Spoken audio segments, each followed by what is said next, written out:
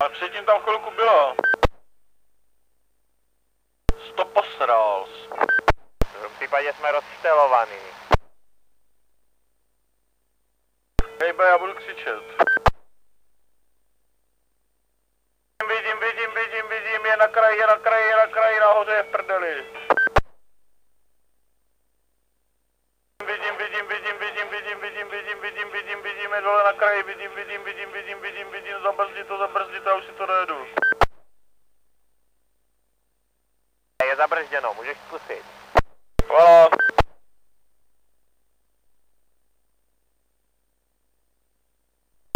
Řekni mi, potvrzuji, ale jak se tak v branži říká těmhletěm vysílačkám?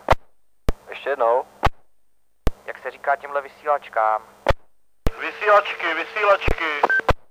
Vysílačky, potvrzuji, vysílačky. Žádná technická zkratka nebo nějaké jméno? Potvrď. Aleši, potvrď příjem, zařízení se jmenuje vysílačka. Mlčte už.